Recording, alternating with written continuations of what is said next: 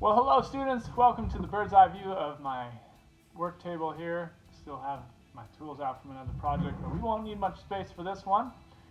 But you will need a few things just to kind of get your process going. You're going to need your glue that I gave you. And then if you have a hammer available, it may come in handy, but I'm going to show you how to do it without a hammer just so you can see it can be done.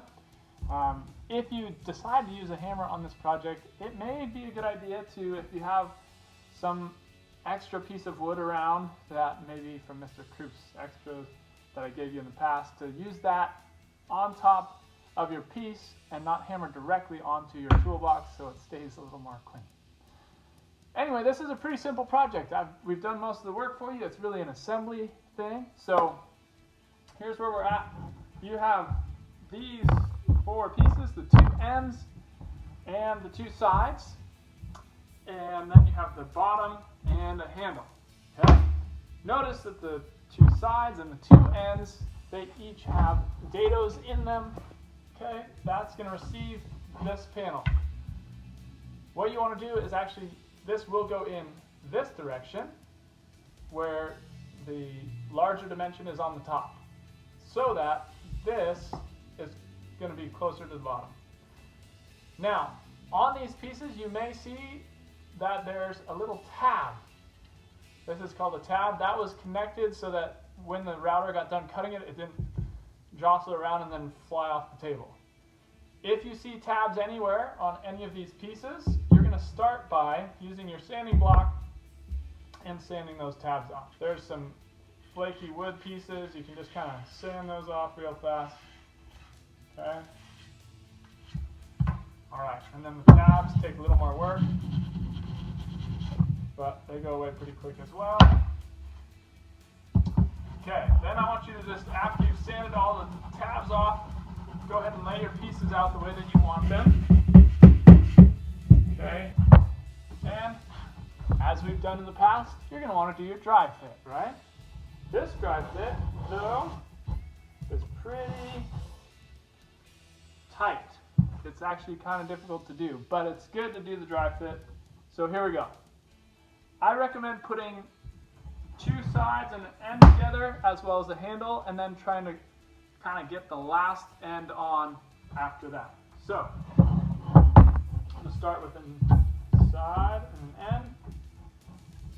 end. This has the rabbet facing down, so you shouldn't see any rabbet as you go. Alright, that fits in there real nice. You could even take this whole thing, pop it on the ground, get all your body weight on it. Alright. Now, this is the hardest part. The last side, kind of connecting that in, because it all has to match up. Oh, just so.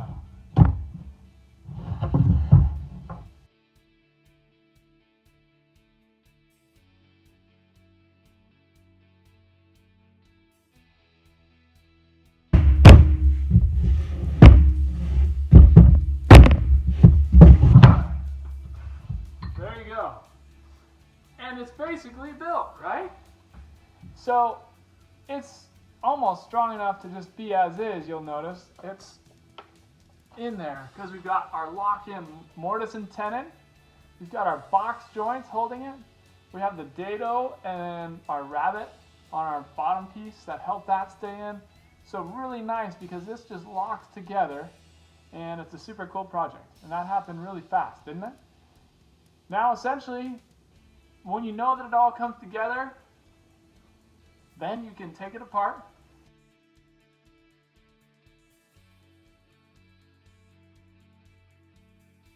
What's the next stage? We're going to put glue on it. Okay?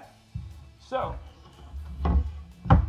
when you do the glue, it's great to find these points where the glue is going to hit. It's going to go in all of these spots.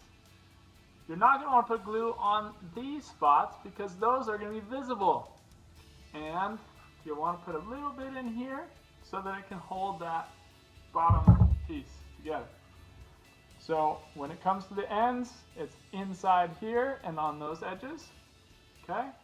If you wanted to put a little dab also, just on this side, right here, here, and maybe a touch there, that would be fine. Okay?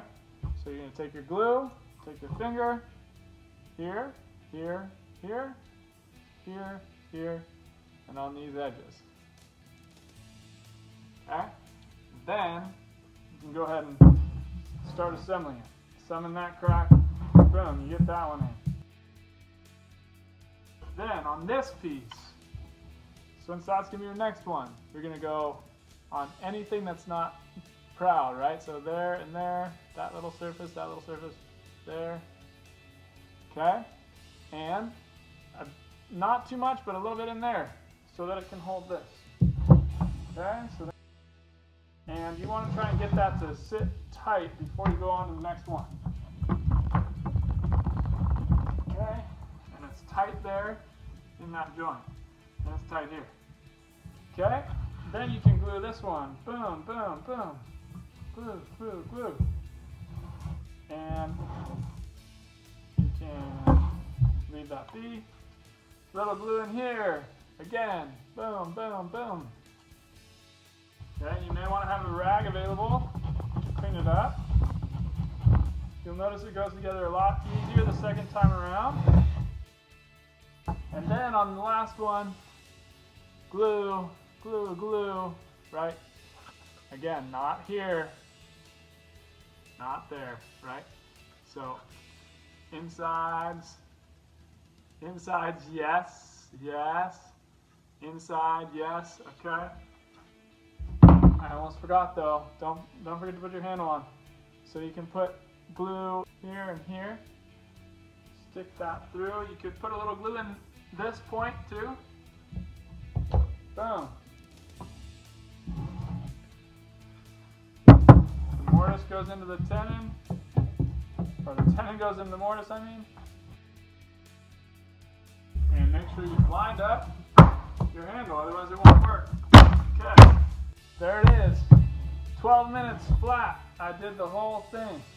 Beautiful box. Make sure the joints come together, so if it's open like that, set it back down, give it a hammer. And then it comes tight. Okay? Check them all. Tight, tight.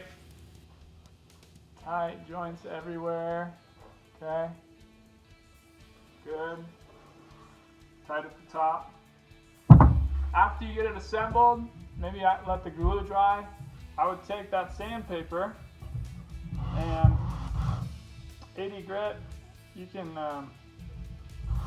start by just, the handle's the most important thing to have sanded, but also things like this, sharp corners where you might hit yourself. It's kind of nice to sand over all the edges, make them really nice. So there you go. That's putting together a very nice toolbox. Thank you, Trade Art, for your giving us these materials and allowing for us to make these beautiful boxes. Now it's ready for some tools.